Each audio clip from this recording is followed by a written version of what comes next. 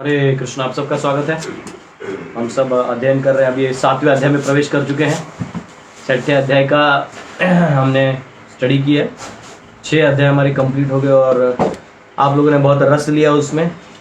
और 6ठा अध्याय में फास्ट रस लिया आपने, हॉट फास्ट क्विक तो थोड़ा मैं उसमें से रिवाइज करूँगा ताकि आपको ये ना लगे कि प्रभु जी सिलेबस ख़त्म करने के चक्कर में हम लोग को भगा दिए। तो उसको थोड़ा रिवाइज करेंगे और 7वें में हम लोग प्रवेश करेंगे। तो आप सबको ब्रॉडकास्ट में मैसेज आया होगा, 7वें अध्याय का ब्रेकअप आया होगा। आया है, देखो हाँ आया है वीरभद्र, 7वें अध्याय का ब्रेकअप आया। कुरुश्रेष्ठ को बोल दो, मैंने भेज दिया। ठीक है, तो आप सबको 7वें का ब्रेकअप भी आया होगा। तो थोड़ा सा मैं रिवाइज कर देता हूँ। 6ठे अध्याय के कुछ पॉइंट्स रह गए थे मुझे पढ़ाने के लिए, तो मैं जस्ट चाहता हूँ कि वो करके ही मैं आगे जाऊँ। 6ठे अध्याय का 47वां श्लोक आप लोग खोल सकते हैं।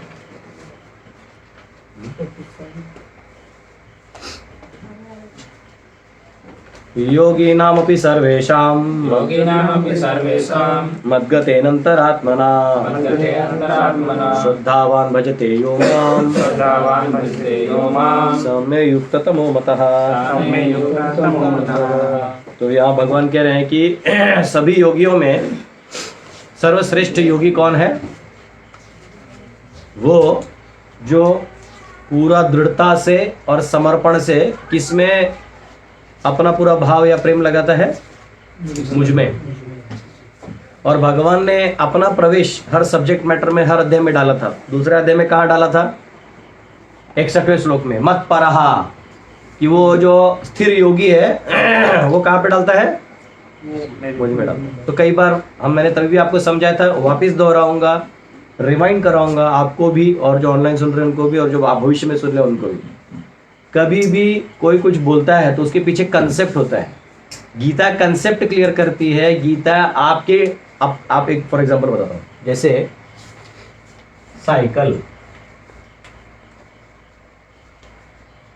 साइकिल बोलते ही आपको क्या याद आता है? आपके दिमाग में क्या आ जाता है? दो पहिया वाला, ऐसे है ना, ये ऐसे जो भी चलता है ना, एक डंडा रहता है, हैंडल रहता है। साइकिल बोलते आपको क्या याद आता है? बराबर।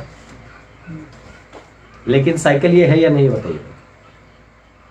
गति में सर। हाँ, गति पैडल नहीं, अच्छा घूमने वाला नहीं। तो जो प्रभु जी का रूम के बाहर लगा हुआ है केशव, वो क्या है? साइकिल है कि नहीं? नहीं, ये इस शब्द का फॉर्म है। क्या है? Form manifestation. क्या है? उसका रूप मैनिफेस्टेशन ऐसा है। अब मैं आपको बताता हूँ। हम लोग बोलते हैं ना, जन्म मृत्यु जरा व्याधि, क्या क्या बोलते हैं? बर्थ, ओल्ड एज, डिजीज और डेथ। ये चारों क्या है? जन्म मृत्यु का साइकिल। हम क्या बोलते हैं? Life and death cycle. मतलब डेथ के बाद क्या आता है? लाइफ आता है। दूसरा अध्याय पढ़ा कि नहीं पढ़ा? क्या पढ़ा? जन्म मृत्यु जरा व्याधि ना, नहीं, वो तो 13वें अध्याय में आता है ना, साइकिल के बारे में कुछ पढ़ा था। ये डेथ के बाद जीवन आता है, जीवन के बाद डेथ आता है ना, जायते मृत्यु ना। इतना पढ़ाने के बाद गजब बेइज्जती कर रहे थे। जो मरा है, जो वो अवश्य जन्म लेगा। हाँ, जातस्य ही ध्रुव मृत्यु,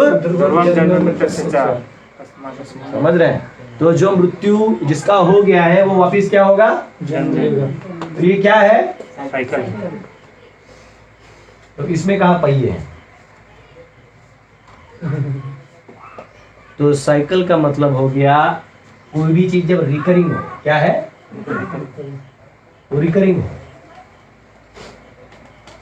और उसका स्टार्ट पता न चले और एंड पता न चले। जैसे अब ये पहिया, ये वाला यहाँ से घूम के चालू हुआ था कि ये घूम के हुआ था, आप नहीं पता कर सकते। जन्म हो गया जी, आप ओल्ड एज से चालू करें तो ओल्ड एज एक साइकिल बन जाएगा। समझ रहे हैं? डिजीज टू डिजीज लीजिए, डेथ से डेथ लीजिए, एक साइकिल बनेगा। बर्थ से बर्थ लीजिए, एक साइकिल बनेगा।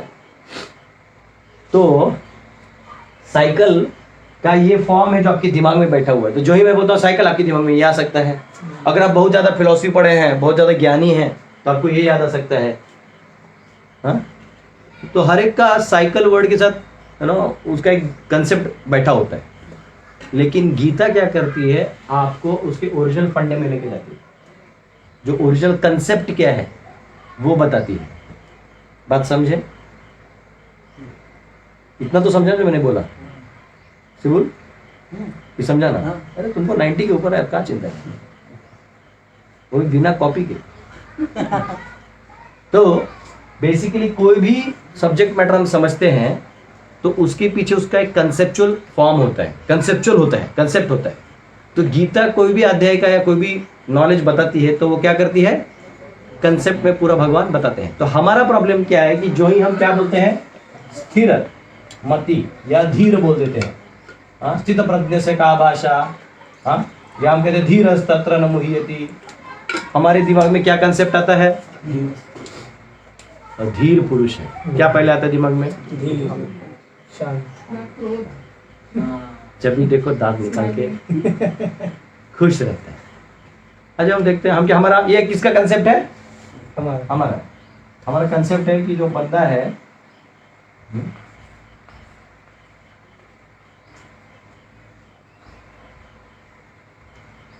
वो कैसा है, खुश, स्माइलिंग। उसे भी और भी भोला भाला है तो यहाँ से 2 दांत निकल जाते हैं।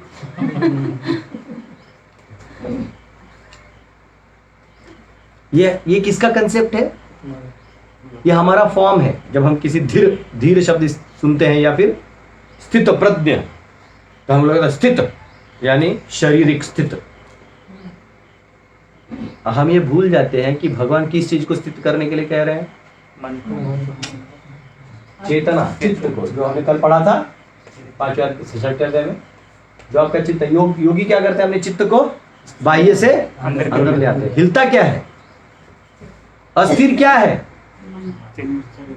मन बुद्धि अहंकार इत्यादि जो है ये आपके चेतना विस्तार होने पर एक्टिवेट हो जाते हैं। तो चलिए अब मन बुद्धि भी ले लीजिए, कोई दिक्कत नहीं। ये क्या, ये हिलाता कौन है, ये हिलाता है। आप यहाँ आराम से बैठे हैं, आपको कहीं अब यहाँ से आपको रांची जाने का मन कर दिया, मन में कुछ आ गया रांची जाना है, तो क्या होगा, आप इमीडिएटली यहाँ से गाड़ी में बैठ के निकल जाइएगा। तो बेसिकली आपको चलाया किसने, चेतना ने। तो आपको स्थिर कौन करेगा, लेकिन हमारा अंडरस्टैंडिंग क्या है, बाह्य चीजों को स्थिर कर देने से स्थिरता है। लेकिन भगवान कहते हैं स्थिरता आप तब प्राप्त करोगे, मत परहा, मुझ में अपने चित्त को लगाओगे, यहां से बाहर से सारा खींच के अंदर लगाओगे तब। अब उसमें भी जो ध्यान योग हमने देखा, तो ध्यान योगी क्या करता है, ये जो आत्मा है और यहाँ परमात्मा से जैसे ले लो, ये उसका मन बुद्धि और सूक्ष्म शरीर है, ये बाह्य शरीर है। धीरे धीरे इस बाह्य शरीर को शांत कर देता है, स्थिर कर देता है, टेक्निकली भी इस ऐसा टाइप कर देता है, और चित्त को भी धीरे धीरे अंदर कर देता है। अब उसको ये करने से धीरे धीरे चित्त अंदर जाने में उसे परमात्मा का रियलाइजेशन, क्योंकि ज्ञान भी बढ़ गया था, निष्काम कर्म में उसे ज्ञान बढ़ गया था, अब उसे ये ध्यान में मदद आता है। अब प्रॉब्लम क्या है कि उसे परमात्मा का दर्शन हो भी जाए, परमात्मा का दर्शन भगवान की इच्छा के बिना नहीं होगा, ठीक है।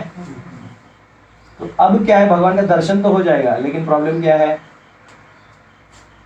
उनसे प्रेम हो जाएगा। हाँ, उनसे प्रेम हो जाएगा, चक्कर नहीं है, गारंटी नहीं। हाँ, वो देख तो लिया पर मतलब वो भी हो जाएगा, वाह ये वो, लेकिन सेवा भाव का जो प्रेम भाव है वो आएगा, इसकी गारंटी नहीं।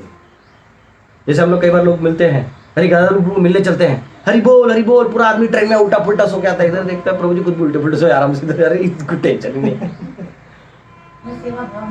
हाँ वही है। तो वो कैसा है, जब तक आप सिर्फ देखना है, कोई क्वालिफिकेशन नहीं है, तो ये योगी को अनुभव होने लगता है कब, इतना तपस्या करने के बाद।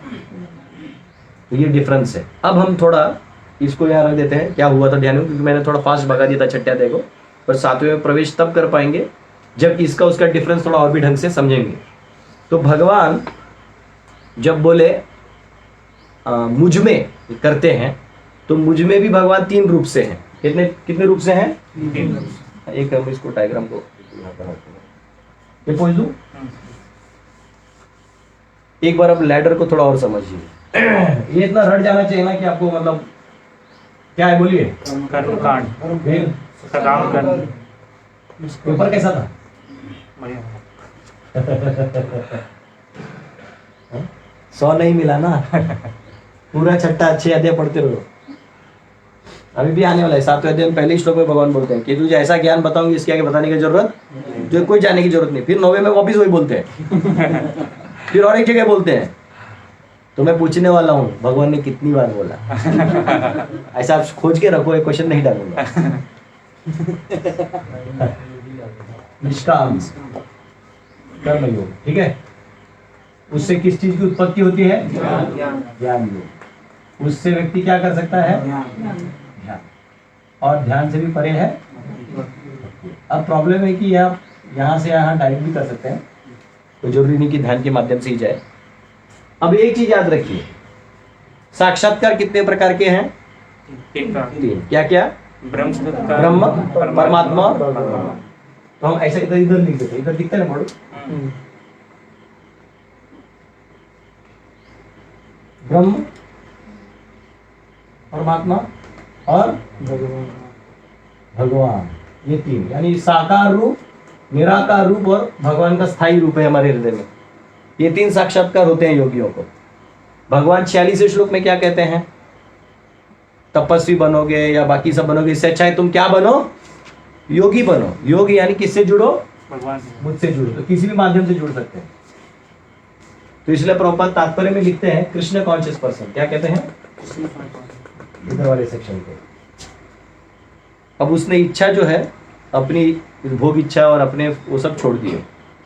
अब उसका काम है केवल भगवान। अब निष्काम में भी किसी का फॉर्चून है तो वो भगवान रूप में भी, मतलब भगवान को व्यक्ति रूप समझ के भी वो अपने वो कर सकता है, और वो ये भी कर सकता है, ठीक है। और कई ऐसे निष्काम कर्मी होते हैं जो परमात्मा को मानते हैं, जो मेरे हृदय में है, जो मुझे हमेशा गाइड करते हैं। तो ये तीनों फॉर्म को एक्सेस कर लेता है और इसको क्लियर नहीं होता है, और इनका कोई एक कैटेगरी नहीं होता है कैसी होगा, समझ रहे? धीरे धीरे उसका ज्ञान बढ़ते जाता है, उसे समझता है। ये कई जन्म लग जाते हैं। कई बार लोग बोलते हैं ना, अरे आत्मा परमात्मा एक है। जैसे दूर से आप देखते हो तो पहाड़ सब हरा हरा दिखता है, ओ फ्लाइट से देखते हैं मगर झारखंड कितना अच्छा है, my God everything is green. हाँ, हम लोग जैसे हमारे लॉन में देखते हैं ना, जैसे बिल्डिंग लोग बनाते हैं तो दिखाते हैं कि हमारे यहाँ ग्रीन लैंड, ग्रीन लॉन होगा। आप आराम से अपने बच्चों के साथ फोटो दिखाते हैं, है ना, पति पत्नी और एक छोटा बच्चा उस घास पे से लेटे, वो सिर्फ फोटो होता है। एक्चुअली तुमने सिर्फ ऊपर से घास देखा, लेटोगे तो कीड़े काटेंगे, वो उसमें नहीं दिखाते कीड़े मारते हुए। तो हम लोग फंस जाते हैं। तो यहाँ पे क्या होता है, इसको सब एक लगने लगता है। क्या लगने लगता है?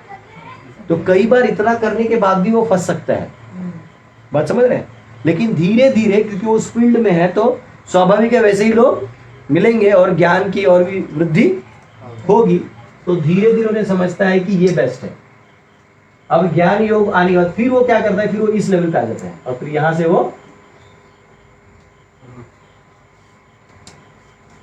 तो भगवान अब अर्जुन को ये वाले लेवल में लाएंगे। चैप्टर, बात समझ में आया? चैप्टर 2 क्या था? आत्मा के बारे में था। पूरा इधर का ऊपर का सारा ज्ञान दे दिया भगवान ने। निस्त्रय गुण ने वो अर्जुन, देखा अर्जुन को नहीं समझ रहा है तो बोले सुन एक काम कर, तो कहां से चालू कर, और फिर बोले ये अलग नहीं है, ये एक ही है। क्यों? ये ग्लास की तरह है। जैसे मैंने उस दिन बताया, ग्लास है, ग्लास में क्या कर रहे हो आप? पहले आप समझो, दूध वाला भैया क्या करता है, 1 लीटर दूध मांगते हो तो 750 ml दूध देता है, 250 ml पानी डाल देता है। आपको क्या लगता है? दूध है, बराबर। और जब आप उसको डांटते हो, किसी ने पकड़ लेते हो कि तो झूठ है, तुम्हारा पनीर उतना बना ही नहीं, तो बाद में आपको पता, फिर वो करता है अच्छा माल देता है, फिर 900 ml देता है और 100 ml उड़ाता है। तो धीरे धीरे ओरिजिनल की मात्रा बढ़ती जाती है। तो धीरे धीरे क्या होता है, अगर हम हमारा ग्लास लेते हैं तो निष्काम कर्म योग में इतना कर्म से आसक्ति होता है, यानी फल से नहीं लेकिन कर्म से होता है, और इतना ज्ञान होता है और इतना भक्ति होता है। आगे आने वाला है कि अगर भक्ति का टिंज ना हो तो आप वो निष्काम कर्म योग कर ही नहीं सकते। ठीक है, तो इसलिए उसे भी कृष्ण कॉन्शियसनेस ही माना जाता है। क्या माना जाता है? कृष्ण भावनामृत माना जाता है। क्यों? क्योंकि उसमें थोड़ा टिंज क्या है? हाँ, आगे आने वाला है कि इसके बाद जो निष्काम के बाद जो ध्यान योग कर ज्ञान योग आता है, तो ज्ञान जब बढ़ने लगता है और निष्काम आप करते जाते हो, साइकिल बताते ना आपको, आप निष्काम करते ज्ञान बढ़ता है, निष्काम करते ज्ञान बढ़ता है। प्रभुपाद बोलते हैं, आप आचार्य बोलते हैं, छोड़ के नहीं जाना है। ऐसे नहीं कि अब ज्ञान हो गया तो छोड़ दिया, तो क्या होगा? 99% चांस है आपका पतन होगा, बहुत रेयर चांस है कि आप ऊपर जाइएगा। तो भगवान इसलिए बोलते हैं कि समझ भी जाए अर्जुन तो भी अपने कर्तव्यों को करते रहना चाहिए, क्योंकि तुमने अभी तक निस्त्रय गुणने वाला काम नहीं किया। सर्वधर्मान परित्यज्य आपने, अरे सर्वधर्मान परित्यज्य करने के लिए सबसे पहला क्या चीज चाहिए? सर्वधर्म परित्यज्य का मतलब क्या है? खोलिए तो ठीक से पढ़िए एक बार, खोलिए 1866 खोलिए तो बोलिए, सर्वधर्मान परित्यज्य अहम सर्व पापेभ्यो मोक्षयिष्यामि मा शुचः। क्या लिखा है? समस्त प्रकार के धर्मों का परित्याग करो और मेरी शरण में आओ। हाँ, और मेरी शरण में आओ, मैं समस्त पापों से तुम्हारा उद्धार कर दूंगा, डरो मत। ठीक है, तो सर्वधर्मान परित्यज्य करने के लिए कैसे होगा? भक्ति है तो हाईएस्ट है, पूरा भगवान पे आप सर्वधर्मान पर। उसके लिए बेसिक क्राइटेरिया क्या है? अब आप लोग एग्जाम दे चुके तो टेक्निकली बोलिए।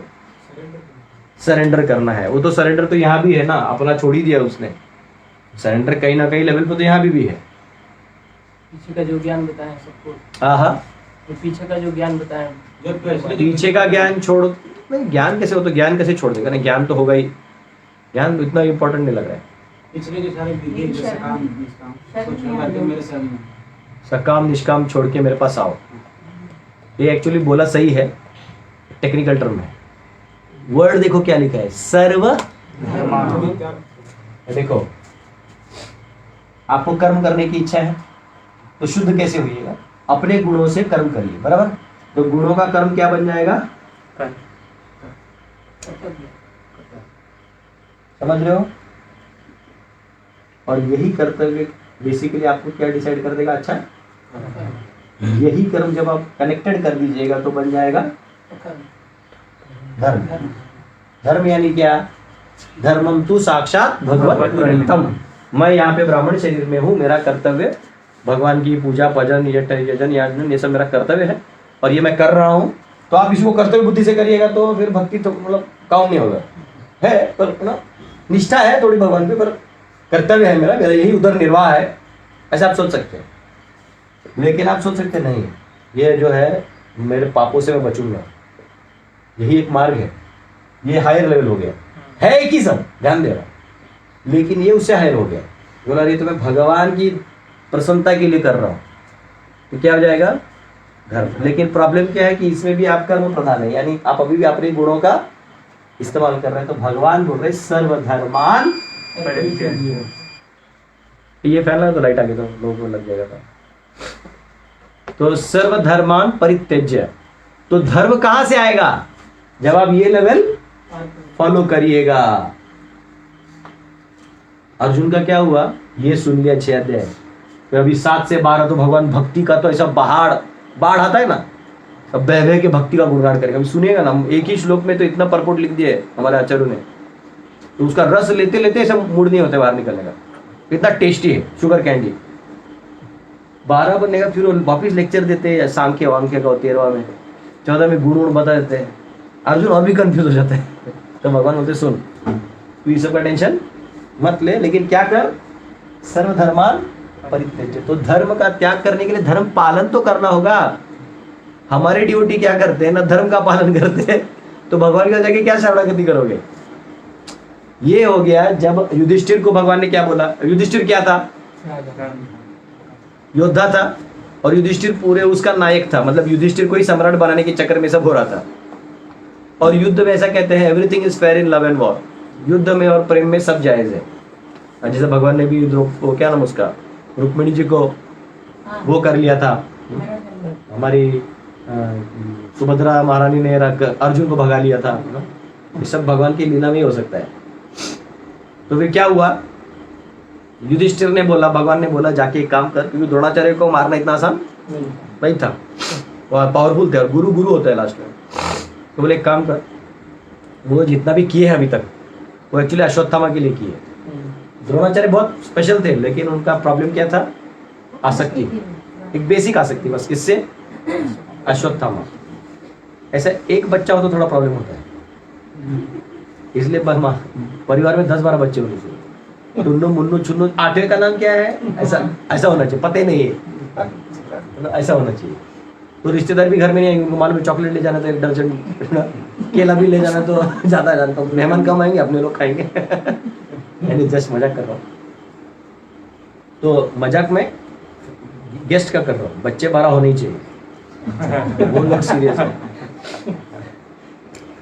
तो गेस्ट आएंगे नहीं आने, गेस्ट आएंगे नहीं, गेस्ट आएंगे तो सोएंगे कहाँ, बच्चे मारेंगे, अंकल अंकल डुडुम बोलते, अरे वाह वाह। मैं गया था, मेरे नानी जी की एक्सपायर हो गई थी, मेरे नानी जी 2 साल पहले, तो गया था मैं ऐसे मिलने के लिए। तो मेरे जो मामा हैं उनका जस्ट शादी, तो उनके बच्चे 5-6 साल के होंगे, इतने 3 मामा हैं, तो तीनों के अलग अलग बच्चे सब।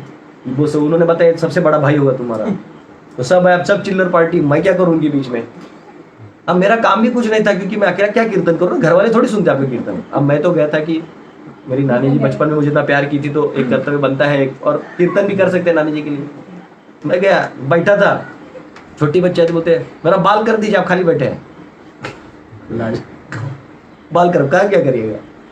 तो है ना, तो आसक्ति यहाँ पे जो है वो द्रोणाचार्य की आसक्ति थी, और इसलिए वो ये कर रहे थे, अपने धर्म का पालन कर रहे थे, और इसलिए वो फंसे थे।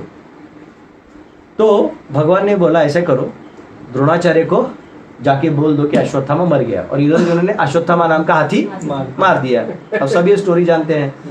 भगवान है ना बहुत, मतलब भगवान क्या बोलते हैं, 10वें अध्याय बोलते हैं ना, क्या छलम छलयताम अस्मि, हाँ हाँ, क्या बोलते हैं, एग्जैक्ट वर्ड्स यही है ना, कि छलियों में मैं, तू थोड़ा टेढ़ा हो जाओ, भगवान ऐसा टेढ़ा से लेते हैं आपको कि आपको दिखता ही। अब ऐसा कुछ भी करिए, अरे इनको कैसे पता, भगवान हंसते हैं, मैं जानता था, क्योंकि हमारे 12 साक्षी हैं। कितने? सूर्य, चंद्र, दिशाएं, ये सारे साक्षी हैं, और एक साक्षी कौन है? परमात्मा। आप कुछ भी करिए, भगवान सब जानते हैं। जैसे स्कूल में बच्चा डब्बा खाता है ना, तो लास्ट बेंच में बैठ के ना ऐसे डब्बा खुलते हैं, बीच में क्लास में खाना चलता है, तो टीचर को मालूम होता है लास्ट में क्यों बैठा है। समझे ना। तो द्रोणाचार्य का आसक्ति था, तो आसक्ति को तोड़ने के लिए भगवान ने क्या किया, जाके बोले युधिष्ठिर, भगवान ने एक बाण में 2 निशाने लगाए। वैसा होता ना, एक ही तीर में 2 निशाने। इसमें उन्होंने क्या किया, युधिष्ठिर को भी एक्सपोज कर दिया और द्रोणाचार्य को भी घायल कर दिया। और भगवान एग्जैक्टली जानते थे क्या होने वाला है। युधिष्ठिर गए, वो बोले जाके बोलो अश्वत्थामा मर गया। अब प्रॉब्लम है कि भगवान ने बोला है, नहीं कैसे बोलेंगे। युधिष्ठिर लेकिन था कि मैं सत्यवादी हूँ, मैं धर्म का पालन करता हूँ, और सबको मालूम था एक्चुअली अगर भीष्म सारे मिलके भी आके बोल देते ना इनको कि आपका अश्वत्थामा मर गया, तो लोग वो राजनीति समझते। लेकिन जो युधिष्ठिर आया तो वो उसको एकदम मतलब द्वेष खत्म हो गया, मतलब वो युद्ध वाला भाव नहीं रहा। बोलो बोलो बेटा, तो अंदर से तो ये लोग भी चाहते थे कि यही लोग जीते। हाँ, जैसे कभी कभी कोई पार्टी में वर्ण संकर पैदा हो जाता है, तो जो बुजुर्ग होते हैं उस पार्टी के, जो अच्छे लोग होते हैं, वो चाहते हैं दूसरे दल का ही आदमी जीते, ये जीत के भी क्या कर लेगा। आप देश की भाषा समझ ही रहे, तो ऐसा होता है। तो उन्होंने क्या किया, वो गए तो युधिष्ठिर, उन्होंने क्या किया, वो अभी भी किस चीज से आसक्त थे, अपने धर्म के पालन से। सत्य का जो एक वो था उनका कि मैं सत्यवादी हूं, तो उन्होंने जाके बोल दिया ये द्रोणाचार्य गुरुवर्य, हाँ अश्वत्थामा हतो, आए बोली भी दिया, नरोवा कुंजरोवा, मैं नहीं जानता कि हाथी है कि आदमी। भगवान इतने स्मार्ट है, उसे हतो बोलते इतना जोर से संग फूंक दिया ना कि वो सुनाई नहीं दिया। द्रोण आया, आगे क्या बोला, वो समझ गया, मैं उधर शंख तो फूक ही दिए। अब भगवान मेरे को बचा भी लिए, अब मेरा बेइज्जती भी हो गया। और उनका रथ इमीडिएटली युधिष्ठिर का क्या हो गया, जो हवा में चलता था रथ उनका, क्योंकि धर्म परायण थे। अब देखिएगा, आप कभी भी आपने कोई गलत काम नहीं किया ना तो आपका सर ऊंचा चलता है। प्रभुपाद को देखिए, सो प्रेसिडेंट निक्सन इज रास्कल है। आप अमेरिका में जाके उसी के प्रेसिडेंट को रास्कल तब बोल सकते हैं जब ने इतना बड़ा काम किया है। एक बार जीसस बैठे थे, तो तभी का नियम था ज्यूज लोगों का, अभी भी है उनमें, लेकिन अभी इतना पालन नहीं करते, कि अगर कोई वेश्या पकड़ी जाए या गलत काम करते हुए पकड़ी जाए तो उसे पत्थर से मार देना है। सबने मिलके उसको दीवार पे लगा के मार देना है। तो जीसस बैठे थे, तो मैरी मैगदलीन नाम की एक वेश्या थी, तो आई और उसको सब मतलब जब दौड़ा रहे थे, दौड़ दौड़ के वो जीसस के पास आई, बोले कि बचाइए मुझे। तो ये लोग बोले, क्यों रे, तू तो बड़ा संत बनता है ना, पता हमारे स्क्रिप्चर्स में क्या लिखा है, इसको क्या करना चाहिए, क्योंकि ये ज्यू थे, क्रिश्चियनिटी तो बाद में बना। तो ये बोले कि हाँ ये लिखा है कि इसको पत्थर से मार देना चाहिए। तो बोले तो फिर, तो बोले आप में से वो आदमी मार सकता है जिसने कभी पाप न किया हो। तो फिर उन्होंने पत्थर छोड़ दिया, तुम्हें से जो पाप नहीं किया वो मारेगा। तभी वो मैरी मैगदलीन जो उनका पाँव पे गिर के रो गई, तो सब बोले हे, तुझे वेश्या ने हाथ लगे तो अछूत हो गया, मतलब ना तू वो दुष्ट हो गया। बोलते देखो तुम सारा शास्त्र जानते हुए भी ये नहीं जानते कि साधु के साथ क्या करना चाहिए, और ये वेश्या होते हुए भी मेरे चरणों का अभिषेक करके उसने अपने बालों से उसको सुखा भी दिया। बोलते ये डिफरेंस होता है। तो शास्त्र का एक मर्म होता है और एक डिटेल होता है। तो मर्म है भगवान, प्रभुपाद इसलिए बोलते हैं the whole goal of religion, धर्म मतलब भगवान से प्रेम करना है।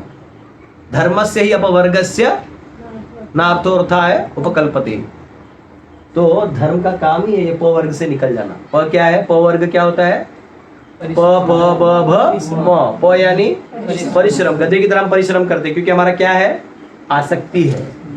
भ भय आता है, क्योंकि जो मिला है वो छूटने का भय होता है। देखिए ना, कोई हमारे लॉकर में बट्टे का हाथ लगा धक धक होता है, मांग लेगा मांग लेगा मांग लेगा। तो भय होता है। ब क्या है, बंधन।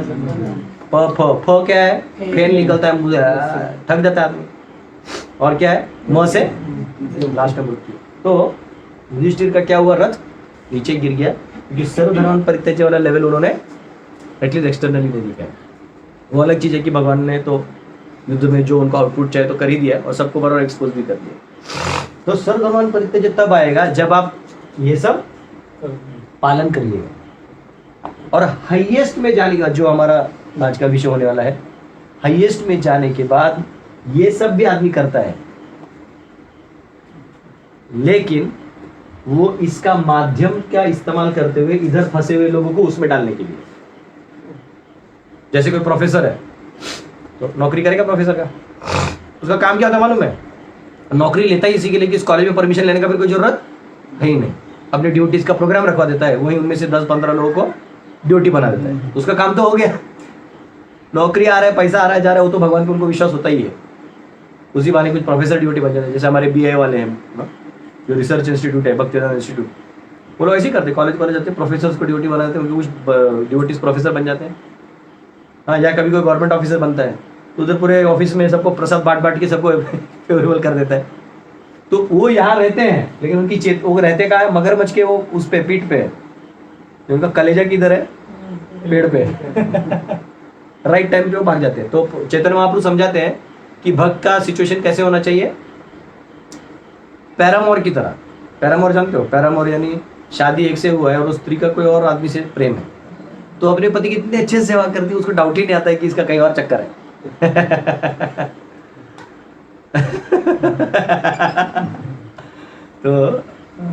तो उन्होंने क्या किया, तो बोलते हैं कि वो बताने का एग्जाम्पल है। तो हमको इस दुनिया में क्या रहना, इतना अच्छे से काम करना है, लेकिन हमारा चित्त कहाँ लगाना है, कृष्ण में।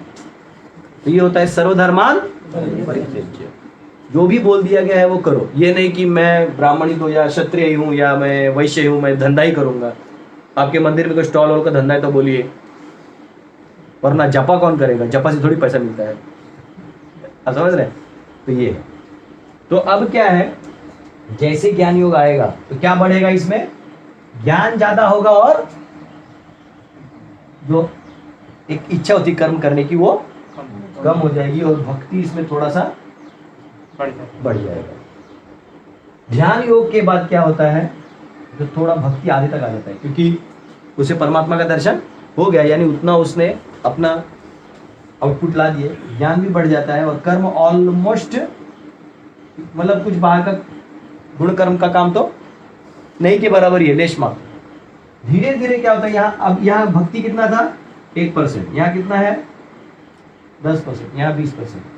धीरे धीरे ये भक्ति ऐसा चीज है, इसको जैसे हिंदी में बोलते हैं संसर्गजन्य रोग, कंटेजियस डिजीज बोलते हैं ना।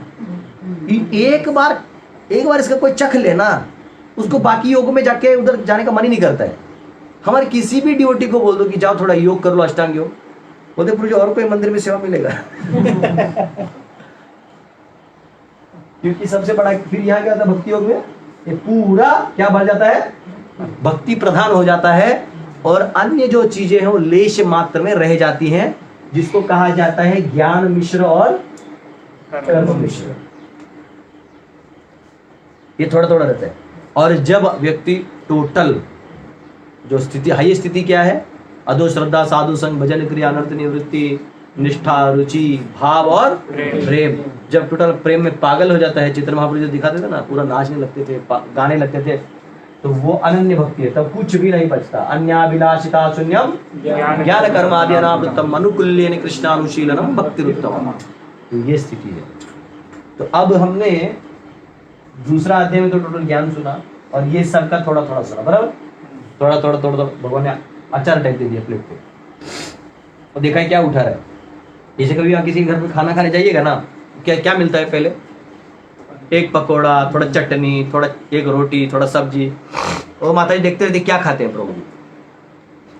आप अगर उन्हें देखा कि पकोड़ा बहुत पसंद है प्रभु, फिर वो लाती तले पकोड़े लाओ अंदर तब देते हैं। वो अलग चीज है, कभी कभी डर के मारे किसी को कद्दू पसंद नहीं हो, वो कैसे पहला खा लेना इसलिए खा लेते, बाद में बदला और कद्दू डाल दिया। तो ऐसे भी होता है, लेकिन लोग ध्यान देते। तो भगवान ने देखा कि क्या उठा रहे, तो वहां से इसको उठाया जाएगा।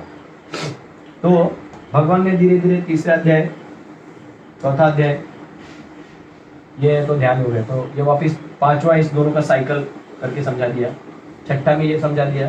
अब सातवां में यहाँ से 7 से आगे बढ़ेगा तो ये 12 तक जाएगा, ठीक है। तो हम लोग यहाँ अभी प्रवेश कर रहे हैं। तो बस छठे अध्याय में कुछ वर्ड्स रह गए थे जो आचार्य हमें बताते हैं। यहाँ वहां पे जो वर्ड है युक्तः, क्या है युक्तः, तो युक्तः वर्ड जो है वो ऐसा कहते हैं कि बहुत सारे कर्मयोगी हैं, ये वाले कर्मयोगी, निष्काम कर्मयोगी, उनमें से बहुत कम जो है वो ध्यान में युक्त होते हैं, ये उसका मीनिंग है, समझ रहे। समय युक्तः तमो मतः। अब ये युक्त है तो जैसे हम लोग इंग्लिश में बोलते हैं ना, ग्रेट, ग्रेटर, ग्रेटेस्ट, है ना, या हम बोलते हैं मीठा, बहुत मीठा, असाध्य मीठा, है ना, हाईएस्ट सुपरलेटिव डिग्री।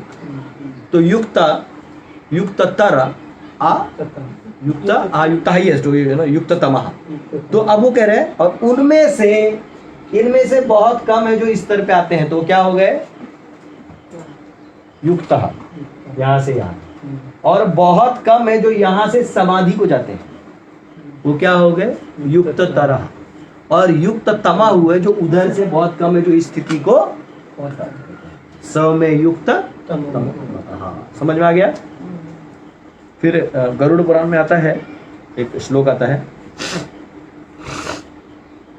कहा है कि भज इति एष वैधातु सेवायाम परिकीर्तितः तस्मात् सेवा बुद्धै प्रोक्ता भक्ति शब्देन भूयसी। Since the root भज indicates service, the intelligent say word भक्ति indicates service। तो गरुड़ पुराण में वो भज धातु जो बताया था ना प्रभुपाद ने, कि भज धातु का महात्म्य बताया था, तो भज धातु किसके लिए जाता है, केवल भगवान के लिए जाता है, और बाकी लोगों के लिए उपासना या वर्शिप ये शब्द जाता है। बात समझ में आया। और आचार्य समझाते हैं कि भक्त जो है वो सोने के पहाड़ की तरह है, और बाकी जो योग है ये कैसे हैं, छोटे मोटे पहाड़ हैं। तो इसलिए शास्त्रों में इन सबको सनिष्ठ भक्त कहा गया है, 1 2 3 को। सनिष्ठ भक्त, और इसको कहा है परिनिष्ठ। क्या कहा गया है? ऐसा है, ये याद रखिएगा बस। फिर कैवल्य उपनिषद में कहा गया है श्रद्धा भक्ति ध्यान योगाद अवेही, one brings the lord close by faith bhakti and meditation. व्यक्ति जो है वो भगवान को नजदीक और किससे लाता है? तो ये तीन चीजों से। किससे?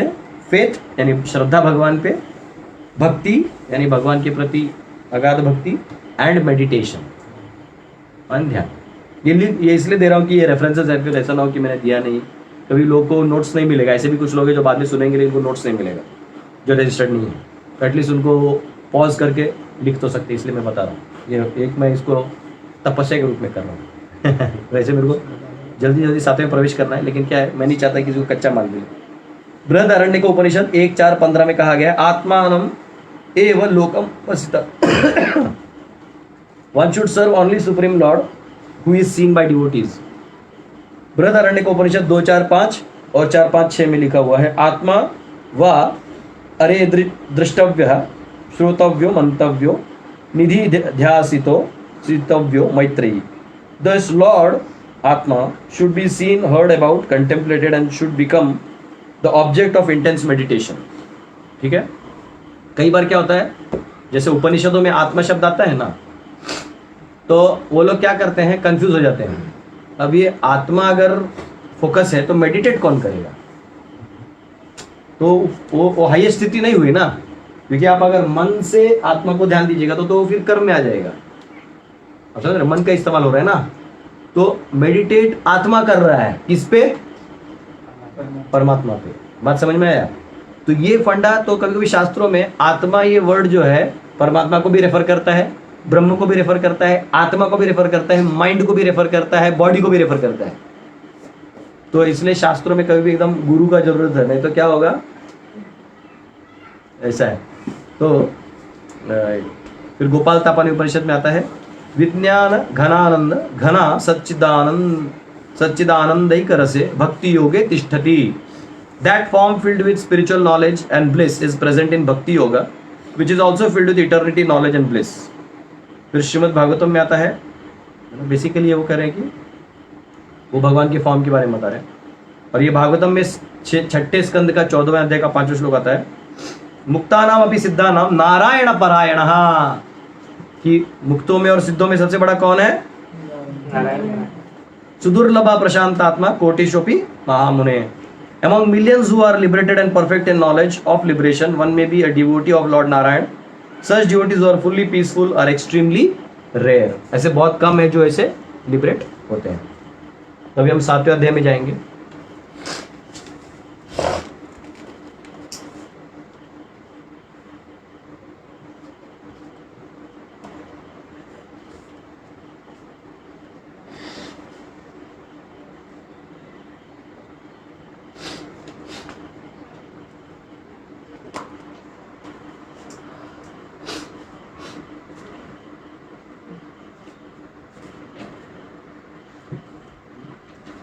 ठीक है, मैं इसको पहुंच देता हूँ।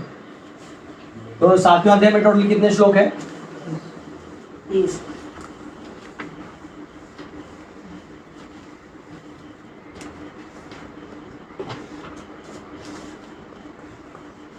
आपको ब्रेकअप आया भी होगा।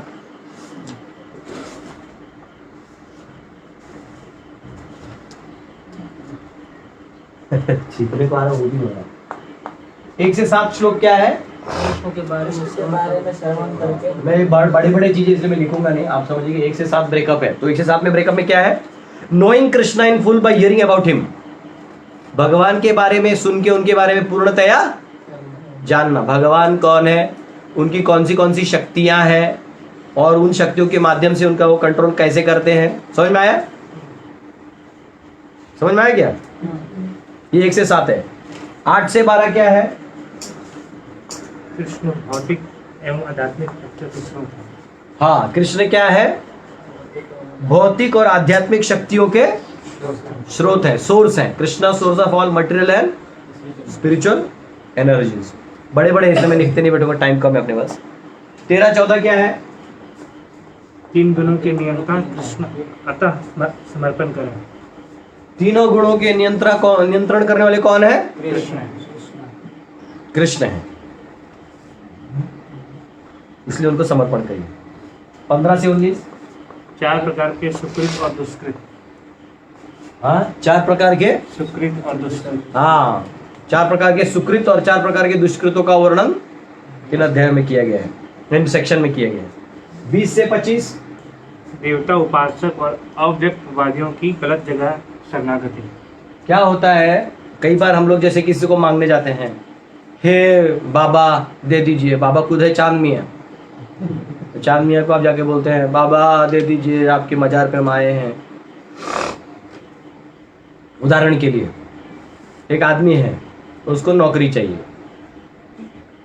वो जाता है मजार पे या कहीं भी जाता है ऐसे जहाँ मतलब पत्थर, किसी लाल पत्थर कोई कुछ कर देता है, अरे भैया मुझे दे दो, और मिल जाता है, वो क्या सोचता है किधर से मिला। कुछ लोग हैं वो मेहनत करते रहते हैं, बहुत सारा एग्जाम लिखते रहते 4 बार लिखते फिर 1 बार पास होते हैं, उनको क्या लगता है जो उससे भी आगे हैं, जो देवता की उपासना करते, बोलते हमारे से नहीं होगा, भगवान की कृपा होनी चाहिए, हम मेहनत तो करेंगे लेकिन देवताओं की कृपा होनी चाहिए। तो नारियल वारियल फोड़ते हैं, एग्जाम पास हो जाते हैं, फिर वो सब सिलेक्ट हो जाते हैं, तो उनको कौन लगता है किसने दिया।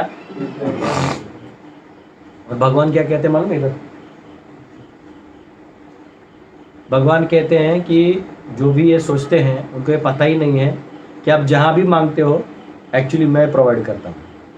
जब आप देवताओं से मांगते हो तो मैं प्रोवाइड करता हूँ। तो जो अगर आप चांद मियाँ के पास जाके मांग लेते हो दीजिए, तो फिर कौन देता है? होता है बहुत लोगों को तो इच्छा पूरा होता है, इसलिए वहाँ का अंगारा लाके लगाते रहते हैं। तो वहाँ कैसे हो गया? हाँ? भगवान देखिए सभी का वही करते हैं। हाँ, लेकिन वो मांगा तो उसने बाबा से ना, कैसे मिला?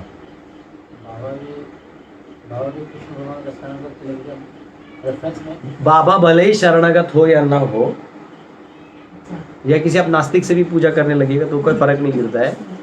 जब भी आपका प्रारब्ध फलोन्मुख हो जाता है, आपका कर्म, तो आपको वो चीज मिलना ही मिलना है, चाहे आप वो करो या ना करो। मेरे को एक मेरा स्टूडेंट मालूम है, एक डिवोटी मालूम है, तो उसके पिताजी मतलब सिंधी परिवार से था, अच्छा बॉम्बे में अच्छा घर था, लेकिन वो अच्छा थोड़ा डिवोटी बन गया और कॉमर्स आता, तो सोचा कि मैं आजीवन जो है भगवान का सेवा करूंगा, तो मंदिर में अकाउंट्स डिपार्टमेंट में सेवा करने लगा और कोई पगार नहीं लेता था।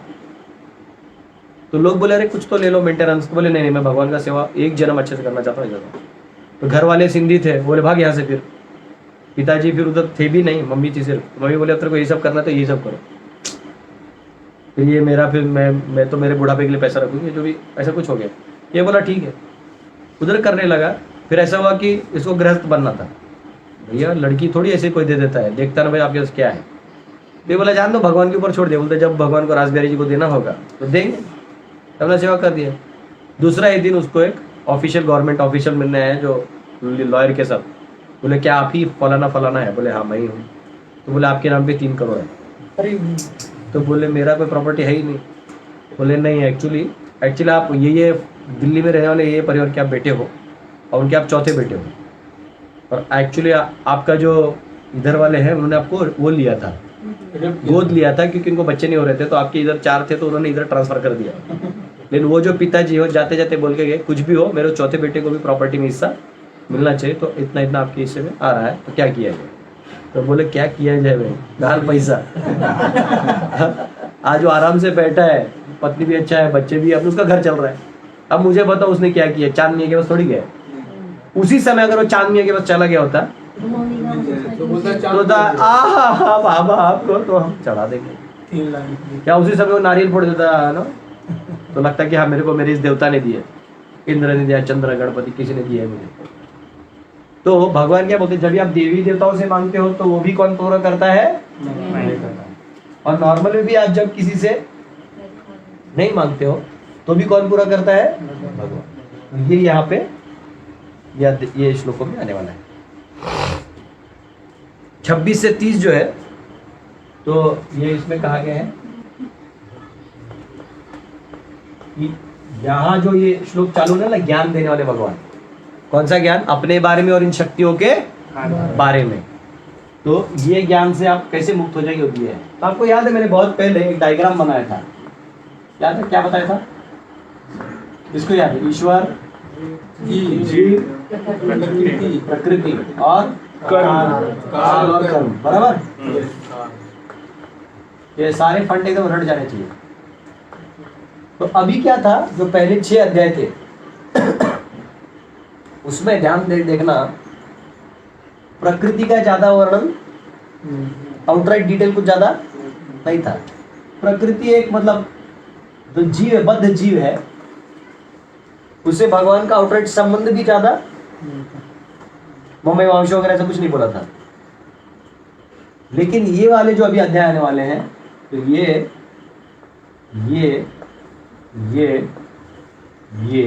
साइकिल के बारे में ज्यादा पता चलेगा।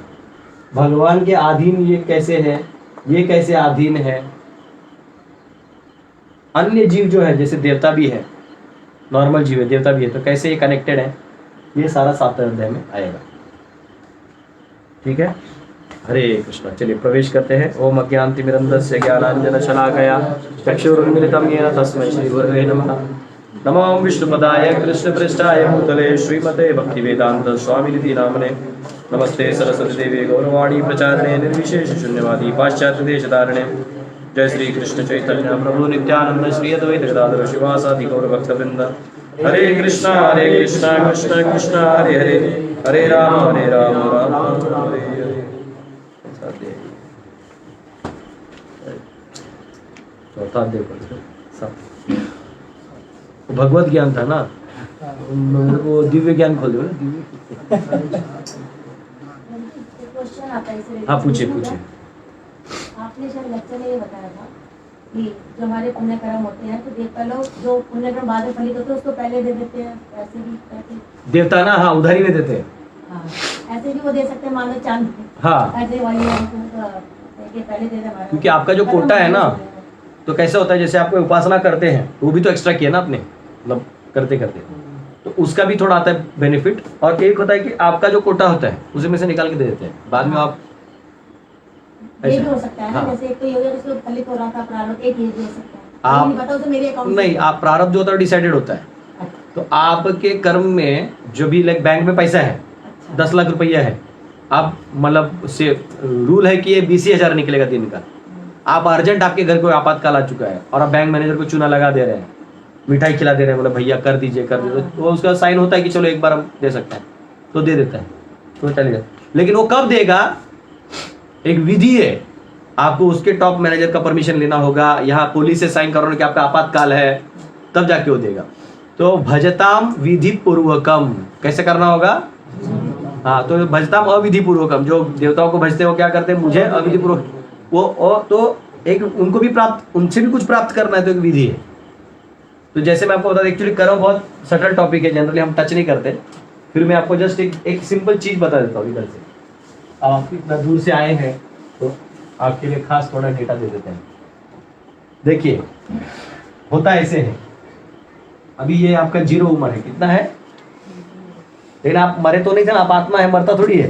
तो आप पहले क्या कर दिए थे, कौन सा कर्म था आपका, इसको बोलते हैं अप्रारब्ध। क्या बोलते हैं, तो आपके अप्रारब्ध में बहुत सारा सुख दुख लिखा हुआ है, क्योंकि आपने उतना दिया है लोगों को। तो लेटर से 80% आपने दुख दिया है और 20% सुख आपके नसीब में है। अब प्रारब्ध ने कर्मणा दैव नेत्रेण, कर्म ने आप डिसाइड किया इसको मनुष्य योनि मिलेगा इस बार, तो मनुष्य योनि का लॉ होता है, क्या होता है, कि इसको 50% सुख देना होगा और 50% 50-50 होता है।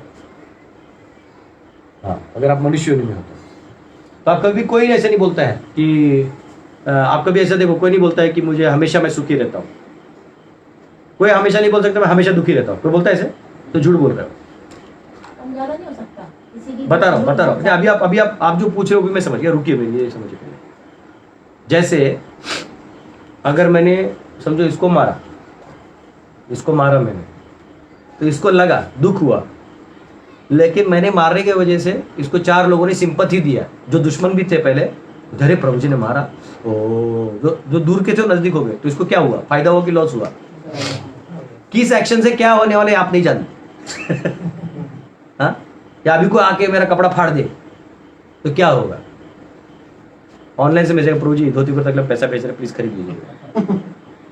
ऐसे तो कोई पूछता नहीं, तो ऐसे पूछ लेगा। तो आपके साथ कुछ हो रहा है, तो वो क्या हो रहा है वो एग्जैक्टली आप नहीं बता सकते, लेकिन एक सिंपल अंडरस्टैंडिंग है जो मैं आपको प्रेजेंट कर रहा हूँ। गहना कर्मणो गति, कर्म जो है बहुत ही गहन विषय है। अभी लगता है ऑनलाइन रुमाल लाना ही पड़ेगा।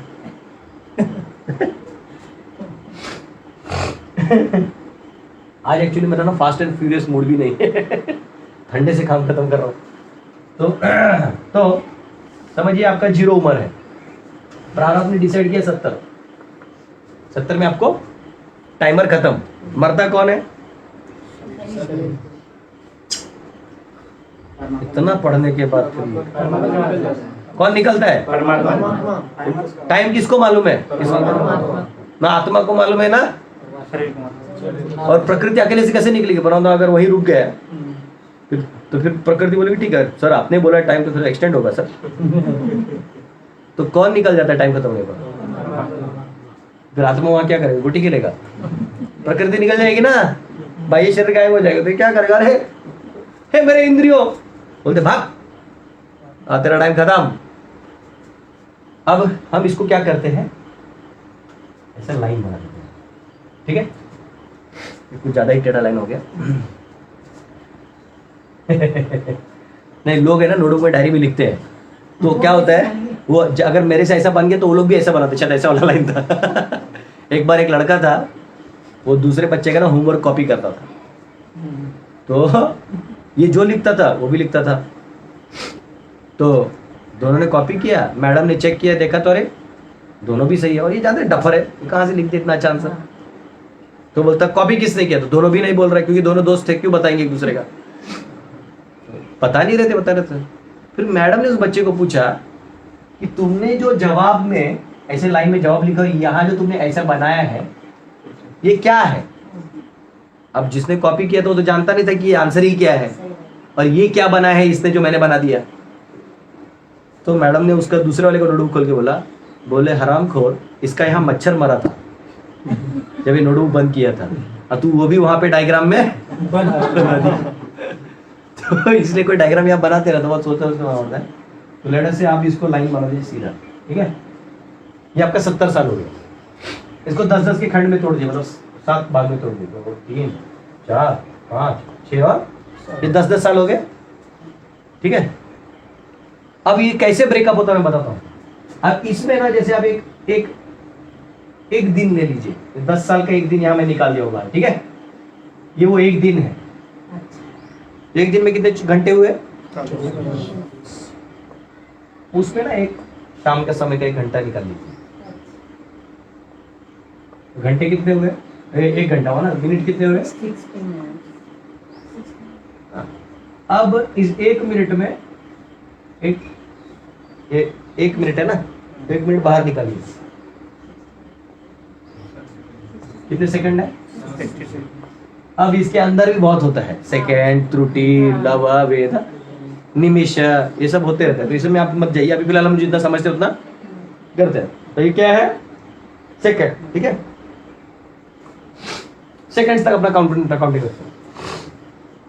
प्रारब्ध इतना परफेक्ट होता है, इतना परफेक्ट होता है। अब ये हमारा अभी का विषय नहीं है, ये भागवत में हो सकता है, ज्यादा समझाना पड़े प्रभु जी लोगों को, मैं फिर भी बताता हूँ। इतना मेहीम, जैसा बोलते ना, हा? जो आटा पीसते हैं तो कितना मेहीम हो जाता है वो, वैसे काल आपके अभी यही नहीं तो निमिष तिमिष तक भी, लेकिन अभी हम इसको यहां तक लेते हैं समझने के लिए। ये 60 है ना, तोड़ दीजिए 1 सेकंड, तोड़ दिया?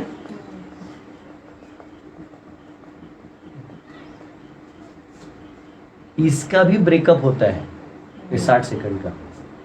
हमें बता दो कैसे होता है। लाल दिखता है इसमें, तो देखो, तो 60 में से पहले 5 सेकंड जो है ये ऊपर कर दिया है, मतलब खुशी है। क्या है? खुशी। और अगर मैं नीचे कर दिया तो क्या है? दुख। फिर 5 सेकंड दुख है, फिर ना 10 सेकंड का सुख है, फिर 1 सेकंड दुख है, 15 सेकंड सुख है, फिर अंत तक 60 सेकंड तक क्या है?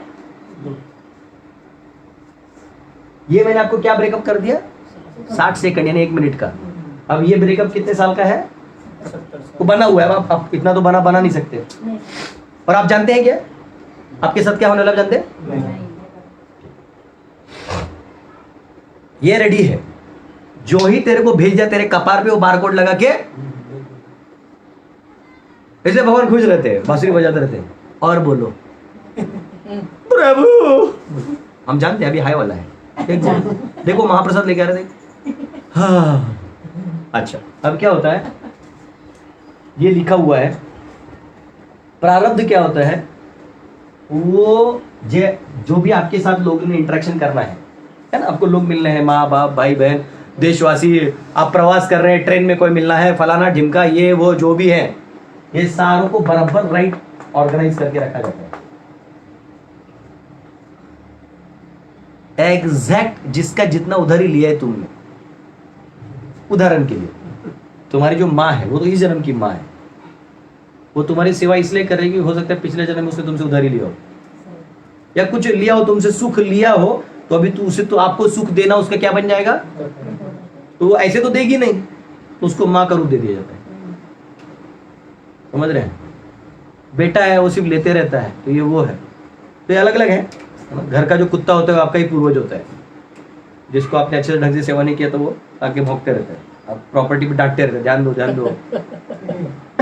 ऐसे बहुत सारे हैं, कर्मों को समझने के लिए गरुड़ पुराण पढ़ सकते हैं आप, कौन क्या बनता है ये सब दिया हो, कोई टेंशन नहीं।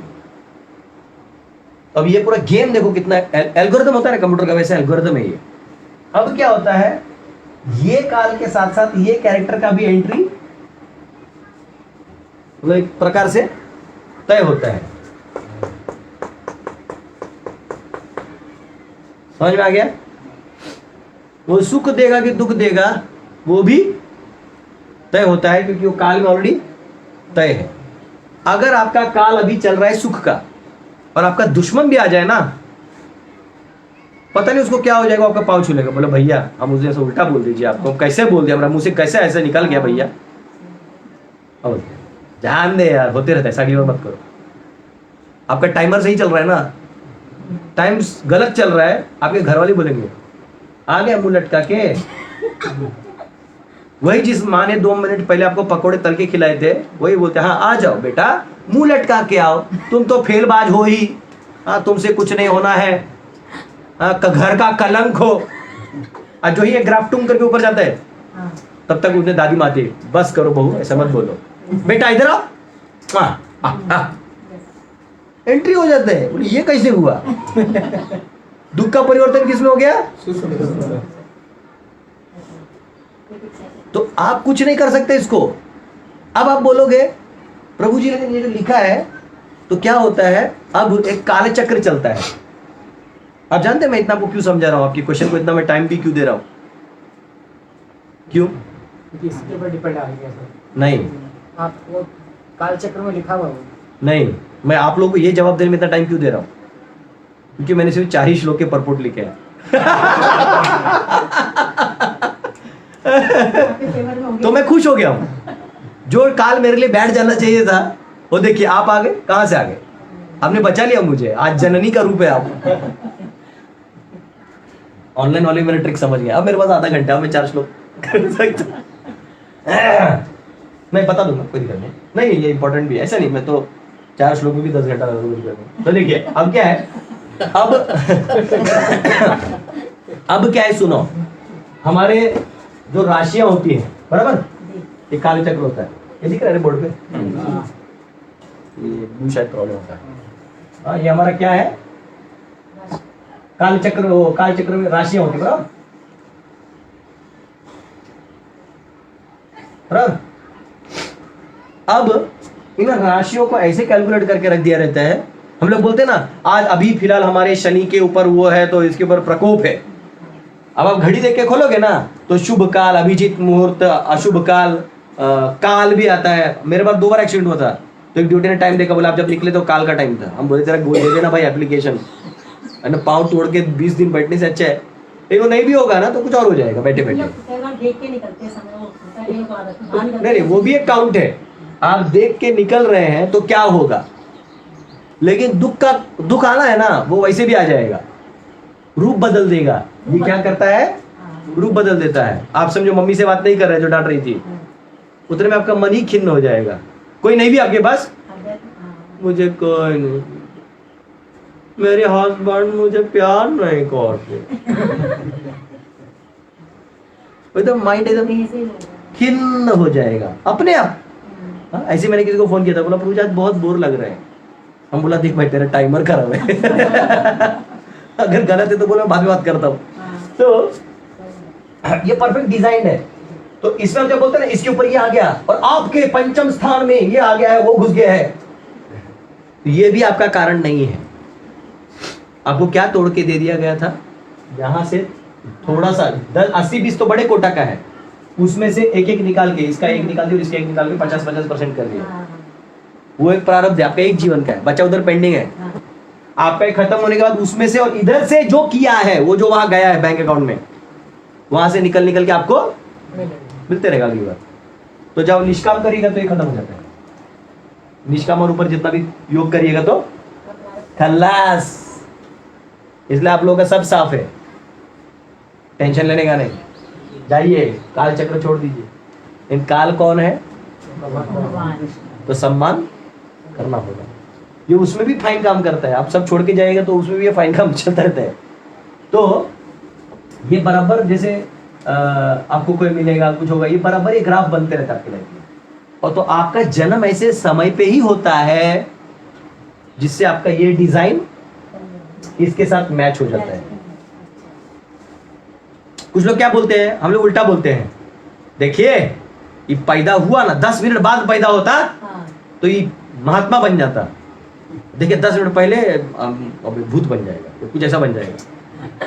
वो उसका क्या है, वो उसका डेस्टिनेशन है। क्या है, प्रारब्ध। वो उसका है ही वो कोटा। तो वैसे टाइम पे ही वो आएगा जब वो ग्राफ चालू होगा। समझ रहे आप? बोलिए। प्रभु जी जो शुद्ध भक्त होते हैं वो सुख और दुख में एक जैसे रहते हैं। हाँ। तो वो उनको इतना सुख दुख का प्रभाव क्यों नहीं पड़ता? नहीं नहीं, जैसे काल है ना, ये आपको क्या करता है, मटेरियल एंगेजमेंट आप करिएगा तो ये इफेक्ट मारता है। अब ये कैसे है, मैंने आपको नारियल का उदाहरण दिया ना। कच्चा नारियल क्या होता है, अंदर में क्या होता है, पल्प होता है, पानी होता है। फिर और थोड़ा पकता है तो पल्प थोड़ा मोटा होता है और पानी थोड़ा कम हो जाता है। फिर उसके बाद थोड़ा निकालिएगा तो पानी रहता है और वो भी अच्छा रहता है माल। लेकिन सुखा दीजिएगा तो फिर हिलाइएगा तो क्या आता है, आवाज आता है। फिर वो जो पानी है वो भी सूख जाता है। तो एक्चुअली ये खेल तब है, सुख दुख तब तक जब तक आपकी इच्छाएं हैं। इच्छाओं को छोड़ दिया और भगवान की इच्छा में लगा दिया तो ये क्या करता है, यही प्रारब्ध आपको भगवत तत्व में ले जाने के लिए मदद करता है। अब जैसे सुख का टाइम आएगा तो ये क्या हो जाएगा, यहाँ पे भक्त मिल जाएंगे आपको। चलिए प्रभु जी प्रसाद के लिए कीर्तन करते हैं, चलिए प्रभु जी यहाँ प्रचार करते हैं। और जब दुख का टाइम आएगा तो पता चला ऐसे आपकी निंदा कर दी किसी भक्त ने, आपको बहुत बुरा लगा। बुरा लगेगा ना भैया, कोई भक्त निंदा करे तो बुरा लगेगा। लेकिन उस बुरा लगने से आप किसको याद करिएगा, भगवान। बोलते प्रभु मैं कैसा पापी हूँ, देखिए मुझे भक्त मेरे बारे में ऐसा बोलते हैं। किसको याद किया, ईश्वर को। दुख आया भगवान, सुख आया किसको, दुख आया सुख आया किसको याद करता है, भगवान को। खुद को। हाँ। भगवान खुद को, ये जो स्वार्थी है वो। रोजी मोबाइल लेने के बाद आप थोड़ा अटक से गए हैं क्लास में। अभी भी प्रभु जी का मन जो है नंबर भी अच्छा आता है। तो बात समझ में आया, ये खेल समझ में आया। तो ये प्रॉपर फाइनली डिजाइंड है, ठीक है ना। अब इसमें ज्यादा मत पूछिए क्योंकि भगवान खुद बोलते हैं गहना कर्मणो गति। ये बहुत गहन विषय है, इसमें एक गोता मारिएगा, इसमें बहुत डेंजरस है। जैसे आपने इस समय इस आदमी से इंटरेक्ट किया, वो कोटा में चला गया। इस आदमी से अच्छा इंटरेक्ट किया, बुरा इंटरेक्ट किया, सब आते रहता है। फिर उसका बनता है अगले बार में। ऐसे कोई नहीं आता है। ऐसे किसी को ना कभी कभी कोई लड़का लड़की एक दूसरे को देखता है, अचानक से वो अलग ही हो जाता है कि नहीं हम कहीं पिछले जन्म में भी एक दूसरे को मिले थे। होता है ऐसे, कोई ऐसा लगता है जैसे आपको पहले भी मिला था, ऐसे होता है। क्योंकि आप शरीर बदल जाता है। कर्म क्या है, देखो कर्म बेसिकली क्या है। जैसे पुलिस चोर क्या करते हैं, जो चोरी करता है पता चलता है कि अब पकड़ने आ रहा है तो दाढ़ी बढ़ा लेगा, है ना, अलग अलग कपड़ा पहन लेगा रंग का। पुलिस तो वो उंगली का डीएनए वीएनए लेते ही पकड़ लेता है। वैसे ही कर्म क्या करता है, आप अगले जन्म में दूसरा योनि में चले जाइएगा या कुछ भी हो जाएगा। कर्म क्या करता है, वो आत्मा को पकड़ता है, बोले इधर आ, तू ही है वो, समझ रहे हैं।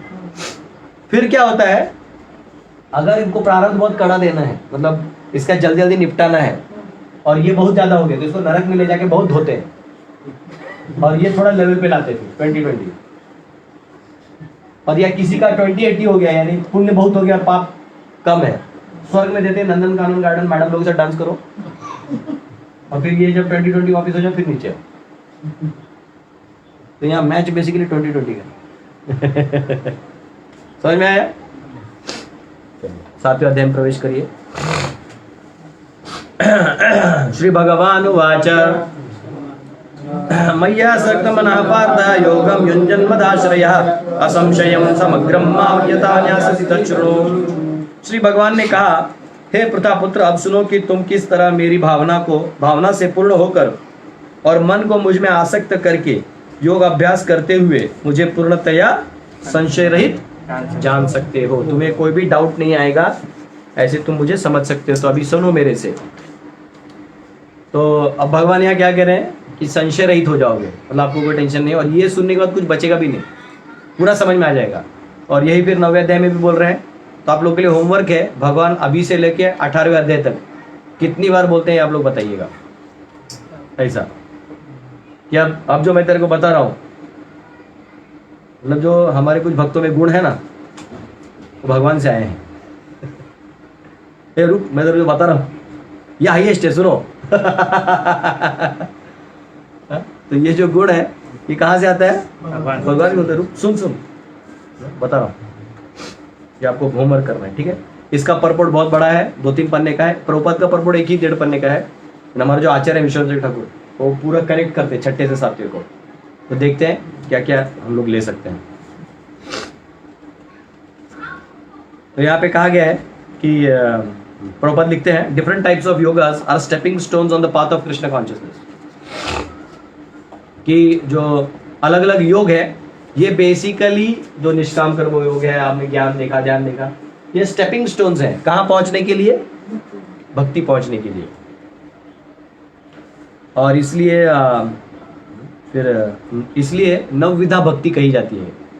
और इसकी पुष्टि आती है श्रीमद् भागवतम के पहले स्कंद के 2 अध्याय के 17 से 21। खोलिए तो देखो, तात्पर्य में श्लोक है।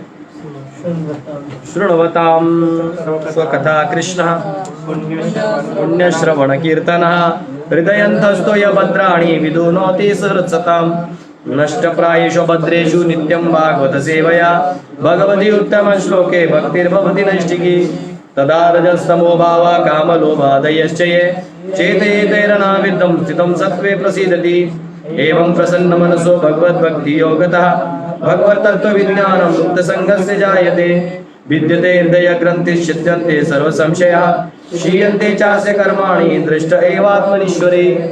तो भी यहाँ बताया गया है कि श्रवण करने का क्या फायदा है, क्योंकि नवविधा भक्ति का सबसे पहला स्टेप क्या है, श्रवण, यानी भगवान के बारे में सुनना।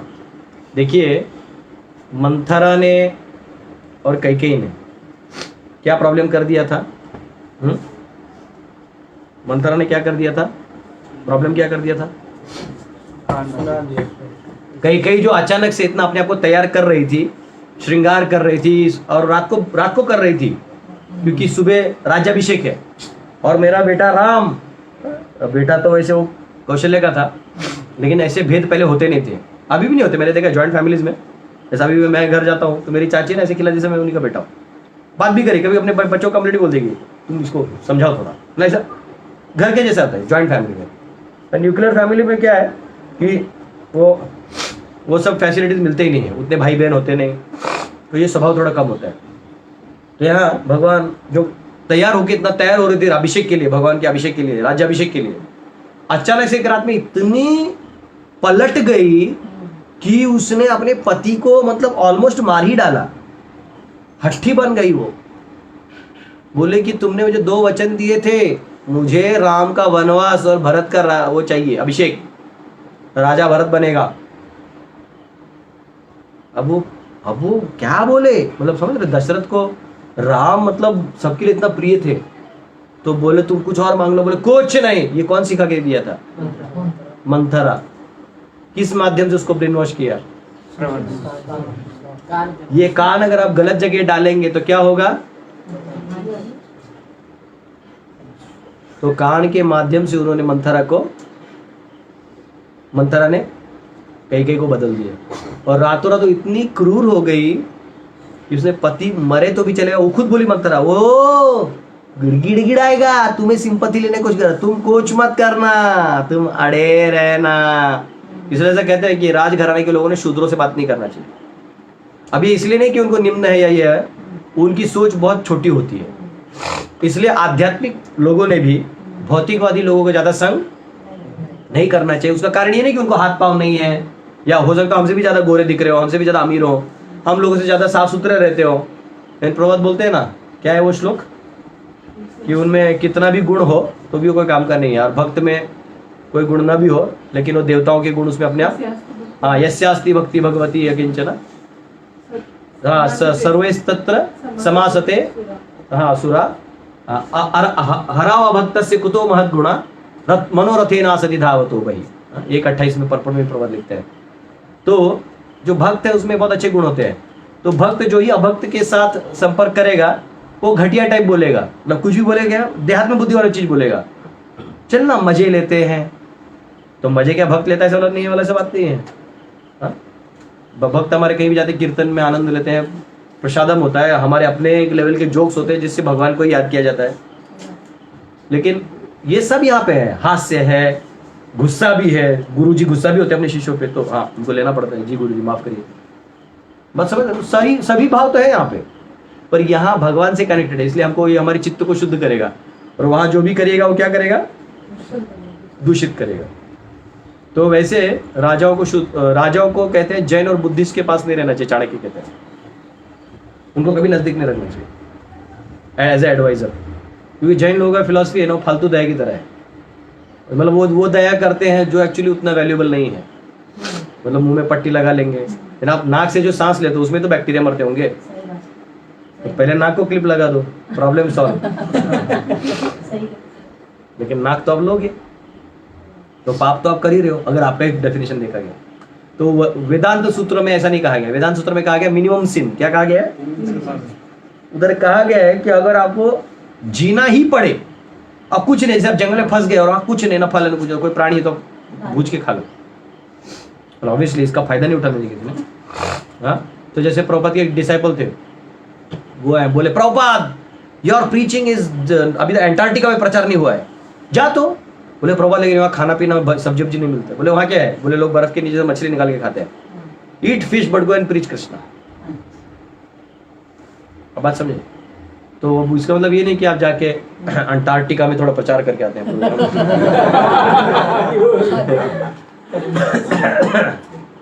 ऐसा मत करिए।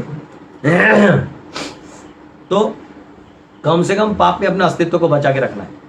बात समझ? ये हमारा साइकोलॉजी होता है। तो कान दे दिया अगर आपने गलत जगह, तो क्या होगा? यही आपके उद्धार का या आपके पतन का कारण बनेगा। ठीक है, तो यहाँ पे श्रवण का महात्म्य बताया गया है। तो क्या कहा गया है? यहाँ कहा गया है शृण्वताम स्वकथा कृष्ण पुण्य श्रवण कीर्तन हृदयंतस्तो ही अभद्राणी विधुनोति सुहृत्सताम। आपका ये हृदय में अभद्र है, या क्या बोलते हैं उसको, अभद्र कह रहा हूँ, ये अभद्राणी यानी इनऑस्पिशियस, आपके जो अनर्थ कह सकते हैं जिनको, जो है वो क्या हो जाएंगे?